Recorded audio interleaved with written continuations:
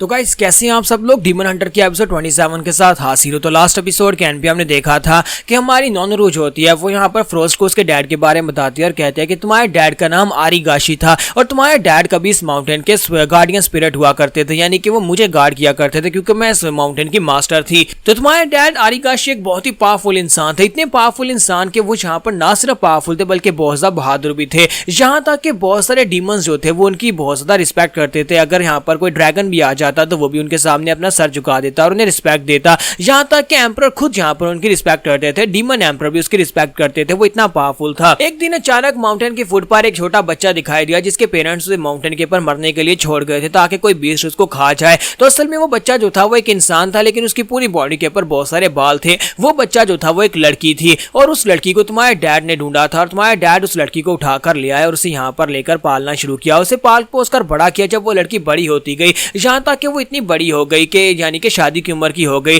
तो तुम्हारे डैड और उस लड़की के बीच में यहाँ पर प्यार का रिश्ता हो गया, जिसके बाद उन दोनों ने आपस में शादी कर ली और उन दोनों की शादी के बाद एक बेटी पैदा हुई, यानी कि तुम पैदा हुई। तुम्हारे पैदा होने के बाद यहाँ पर वो दोनों काफी ज्यादा खुश थे, लेकिन अफसोस कि तुम्हारी माँ जो थी तुम्हें पैदा करने के बाद ज्यादा देर तक जिंदा ना रह सकी, ज्यादा दिनों तक वो जिंदा ना रह सकी और तुम्हारी माँ मर गई। और तुम्हारी माँ के मरने के बाद तुम्हारे डैड आरिगाशी जो थे वो तुम्हें मेरे पास छोड़ गए क्योंकि तुम उस वक्त बहुत ज्यादा छोटी थी और तुम्हें माँ का प्यार चाहिए था। वो तुम्हें मेरे पास लेकर आते हैं और आकर कहते हैं कि क्या मैं यहाँ पर इस बच्ची को अपने पास रखूंगी। तो मैंने उसे कहा कि मैं तुम्हें अपने पास नहीं रख सकती क्योंकि मैं तुम्हें कभी माँ का प्यार नहीं दे पाऊंगी क्योंकि मैं सिर्फ और सिर्फ एक डिमोनिक स्पिरिट हूँ, मैं यहाँ पर माँ का प्यार कैसे दे सकती हूँ। लेकिन आरिगाशी कहता है कि तुम्हें बस यहाँ पर मेरी बच्ची का ध्यान रखना है जब तक इसे इसका नाम नहीं मिल जाता। मेरी बच्ची के अंदर एक इंसान और एक डीमन दोनों का खून है और इसके अंदर बहुत सारी स्पिरिचुअल पावर है और मुझे लगता है कि ये लड़की अपना रास्ता खुद ढूंढ लेगी। तो फिर साथ ही वो उसे कहती है कि तुम कहाँ पर जा रहे हो। तो आरिगाशी उसे कहता है कि मुझे अपनी ड्यूटी को पूरा करना है माउंट होई नामी के ऊपर, यानी कि हमारी माउंटेन के ऊपर जो खतरा मंडला रहा है मुझे उस खतरे का सामना करना होगा।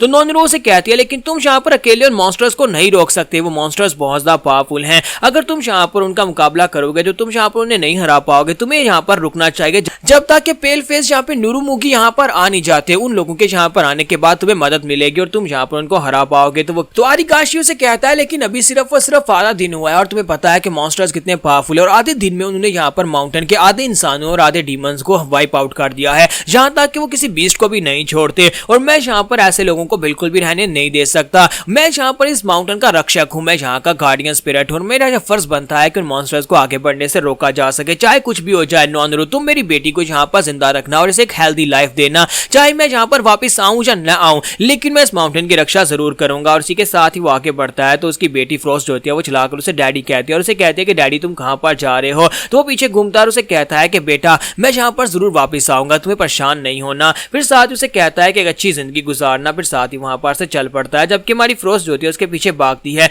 वो उसके पीछे पीछे जाती है लेकिन वो उसके पीछे ज्यादा दूर तक नहीं जा सकती क्योंकि नोनोरू उसे अपने साथ लेकर साइड के ऊपर आ जाती है और यहीं पर हमें आसमान के ऊपर बहुत सारे डीमंस दिखाई देते हैं। ये सारे डीमंस शायद यहाँ पर ड्रैगन है, जहाँ पे बड़े बड़े सांप हैं, इन्हीं मॉन्स्टर्स ने आकर इनके ऊपर अटैक किया था जिनसे फाइट करते वक्त आरिगाशी जो था वो मारा गया था। तो आरिगाशी अकेले वहां पर उनसे फाइट करने के लिए आगे बढ़ता है और डीमन से कहता है कि तुम लोग जो चाहते हो वो नहीं हासिल कर पाओगे, चाहे कुछ भी हो जाए तुम इस माउंटेन के ऊपर कब्जा नहीं कर पाओगे। और उसका फादर आरिगाशी जो है वहां पर अकेला उन सभी मॉन्स्टर से फाइट करता है और उन सभी को वहां पर रोकता है। तो इसी के साथ ही नोनोरू जो होती है उसे वहां पर जो कहानी सुनाते सुनाते एंड के ऊपर उसे कहती है कि अब जबकि तुम्हारे डैड मर चुके, तुम्हारी मॉम मर चुकी है और मैं भी यहाँ पर मरने वाली हूँ और मेरे मरने के बाद तुम्हें इस माउंटेन का नया गार्डियन, तुम्हें इस माउंटेन का नया मास्टर बनना है और माउंट होई नामी का मास्टर तुम बनोगी। और साथ ही वहीं पर वो मर जाती है और उसके मरने के बाद हमारी फ्रोस्ट जो होती है वहां पर बस चिल्लाती रह जाती है, उसे कह रही होती है कि मॉम प्लीज अपनी आंखें खोलो, लेकिन वो तो मर चुकी है। और इसी के साथ ही दूसरी तरफ का सीन दिखाते हैं जहां पर शामन ज्यूल जो होती है वो बर्फ के अंदर से बाहर निकलती है, बर्फ के अंदर से बाहर निकलती है तो काफी ज्यादा गुस्से में होती है और कहती है कि चाहे कुछ भी हो जाए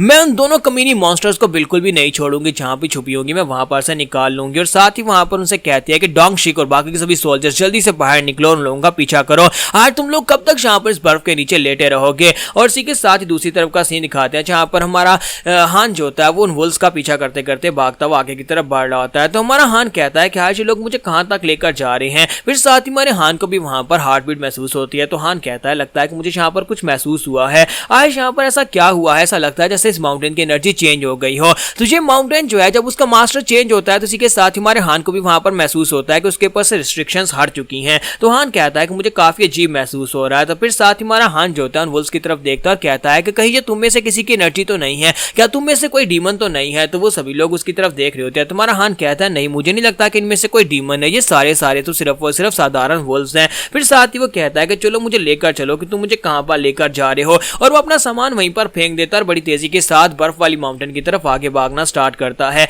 और यहीं पर नेक्स्ट सीन जो होता है नानरू का दिखाया जाता है कि नानरू के मरने के बाद हमारी फ्रोस्ट वहीं पर बैठी होती है और रो रही होती है और कहती है कि मॉम प्लीज मुझे माफ कर देना, मैंने कहा था कि मैं यहाँ पर तुम्हें प्रोटेक्ट करूंगी लेकिन मैं तुम्हें प्रोटेक्ट नहीं कर पाई। अब मुझे यहाँ पर सब कुछ याद आ चुका है, मुझे यहाँ पर अपनी रियल मम्मी याद आ गई, मुझे अपने डैड आरिगाशी याद आ गई और साथ ही मुझे तुम भी याद आ रही हो, मुझे सब कुछ याद आ रहा है जो तुमने मुझसे कहा था। तो वो बैकग्राउंड का एक सीन बताती है जहाँ पर नॉनरू से कह रही होती है कि मैं नहीं चाहती कि मेरे मरने के बाद तुम यहाँ पर इस माउंटेन के ऊपर सारा बर्डन उठाओ, क्योंकि इस मेरे मरने के बाद तुम्हें इस माउंटेन का नया मास्टर बनना है, लेकिन तुम अपना रास्ता खुद से चूज कर सकती हो। अगर तुम चाहो तो तुम इस बटन को मत उठाना, अगर तुम जहाँ पर चाहो तो तुम एक वैंडरिंग स्पिरिट बन सकती हो, तुम जहाँ पर चाहो वहां पर जा सकती हो। अगर तुम इस माउंटेन की मास्टर बन गई तो तुम कभी इस माउंटेन को छोड़कर नहीं जा पाओगे। तुम्हें अभी तक यहाँ पर तुम्हारा नाम नहीं मिल पाया, लेकिन तुम्हें तुम्हारा नाम मिलेगा। जब तुम्हें तुम्हारा मकसद मिल जाएगा, तुम्हें तुम्हारा रास्ता मिल जाएगा कि तुम्हें कौन सी बात को फॉलो करना है, उस वक्त तुम्हें तुम्हारा नाम मिलेगा। और जब तुम्हें तुम्हारा नाम मिलेगा उस वक्त तुम्हें पता चल जाएगा कि तुम्हें क्या करना है। और साथ ही तुम्हें यहाँ पर बहुत ही पावरफुल पावर्स मिलेंगी,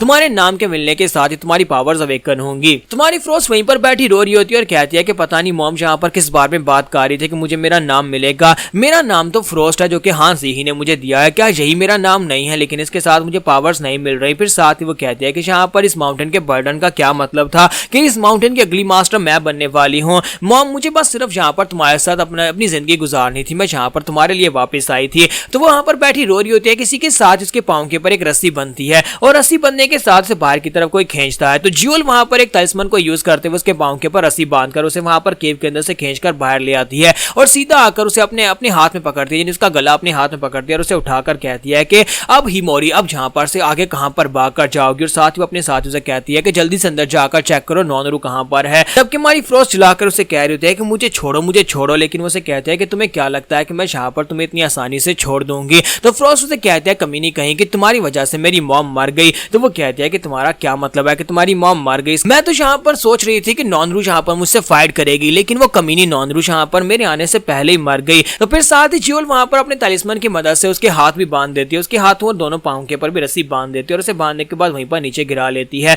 और हांगशिक से कहती है कि जल्दी से अंदर जाओ, जाकर देख कर आओ क्या वो डीमन जो है वाकई में मर गई है। तो वो कहता है कि हाँ हमने जाकर अंदर चेक किया है, वो वाकई में मर चुकी है। तो ये बात सुनने के बाद ज्यूल सोच रही होती है कि अब मैं यहाँ पर क्या करूंगी, मुझे साफ साफ ऑर्डर्स मिले थे कि मुझे यहाँ पर नॉनरू को लेकर जाना है, मुझे ताचियोन के पास उसे लेकर जाना था, लेकिन अब जबकि वो मर चुकी है तो फिर हम लोग यहाँ पर इस सारे ट्रैप्स का क्या करेंगे। इतने ट्रैप्स यहाँ पर बिछाए थे नॉनरू को पकड़ने के लिए, लेकिन अब तो हमें यहाँ पर कोई भी फायदा ही नहीं हुआ। मुझे लगता है कि उसके पाँव के ऊपर जो ट्रैप था उसकी वजह से, उसकी एक्सेसिव ब्लीडिंग की वजह से वो मर गई है, लेकिन कमजोर ट्रैप के साथ हम उसे कभी पकड़ भी नहीं पाते। अब ताचियोन को जाकर इस बारे में जवाब देना पड़ेगा और मुझे लगता है कि वो इस बात से काफी ज्यादा गुस्सा होने वाला है। तो यहाँ पर एपिसोड 27 का एंड करेंगे और नेक्स्ट एपिसोड में देखेंगे कि हमारा हांस यहाँ पर फ्रोस्ट को बचाने के लिए पहुंचेगा या नहीं।